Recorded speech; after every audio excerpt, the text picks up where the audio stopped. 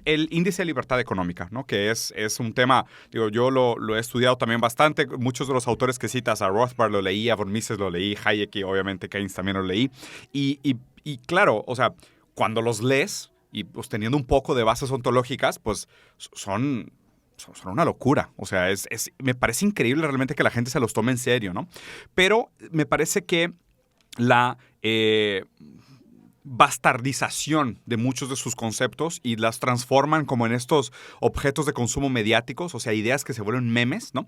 Y después la gente los usa sin realmente entender de qué se tratan. Y uno que se usa bastante como herramienta de ataque es el índice de libertad económica, ¿no? Donde lo que dicen es que los países más libres son los países más prósperos. Entonces, aquí te cedo completamente la palabra, Guido. Ayúdanos a entender por qué no es cierto esa premisa de que los países más libres son los países más prósperos.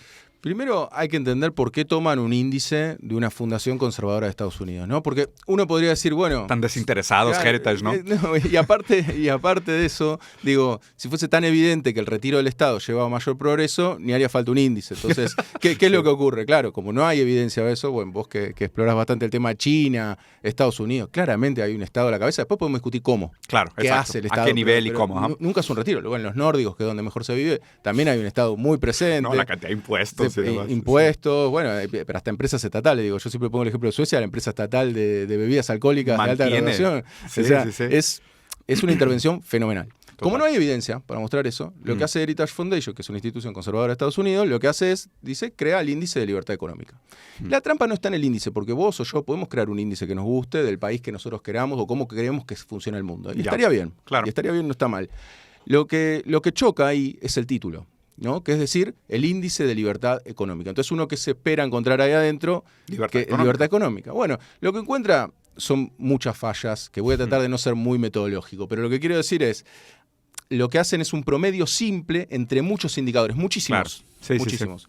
Entonces, ¿qué es lo que pasa? Por ejemplo, la presión impositiva queda diluida entre medio de todos esos Claro, puede ser un gobierno autoritario y pena de muerte, pero si tienes poca procuración fiscal, el peso de la procuración fiscal acaba contrapesando en contra de las otras cosas que son una pérdida de libertad total. Peor que eso. Hay dos indicadores. Por ejemplo, uno es el funcionamiento de la justicia. Claro. El funcionamiento de la justicia es algo ideal para un marxista como para, digamos, un libertario. Estado de Derecho, ¿no? Claro, el Estado de Derecho que funcione bien. Y después, percepción de la corrupción. Con lo cual, acá, no es que vos científicamente la percepción es algo importante, es un indicador que vos tenés que tener en cuenta para explorar algo. Pero no puedes decir que, no puedes basar un índice en una percepción de la corrupción. Porque estás pasando de cualitativo a cuantitativo, de subjetivo a objetivo. Correcto. Sí. Y aparte, por ejemplo, en el funcionamiento de la justicia, en realidad, a más recursos es más probable que funcione mejor la justicia. Entonces, a más Estado es probable que funcione mejor. No, a más dureza de penas también es más probable que la justicia funcione mejor. Y no necesariamente quiere decir que hay más libertad cuando hay más dureza de pena. Correcto. Sí. Y con la corrupción lo mismo. Sabemos que en Latinoamérica hay una percepción de justicia de la corrupción alta, pero sabemos que no es un indicador tampoco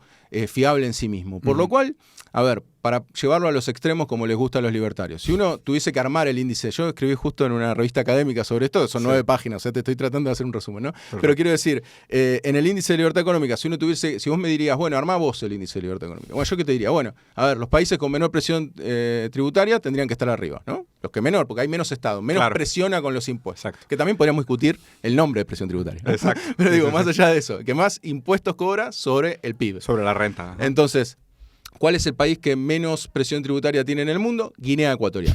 O sea, no lo veo muy alto, ¿eh? Exacto, sí, no está abajo en el ranking. Sí. Pero me decís, bueno, no es solamente la presión, sino que tiene que haber poco gasto del Estado. Bueno, vamos a ver cuáles son los países que tienen menos gasto estatal sobre PBI, y ahí nos encontramos con Somalia. Entonces, Somalilandia, además. Sí. Bueno, ese es otro caso. Sí. Y entonces, que encima yo fui a las reuniones de la primavera del FMI ahí en Washington, fui de visita, y lo que me encontré es al ministro de Economía de Somalia diciendo que estaban creciendo, cosa que yo no chequeé, te estoy contando lo que el mismo ministro de Economía, gracias a la expansión del gasto público. O sea que encima el que está abajo de todo está expandiendo el gasto público. Claro.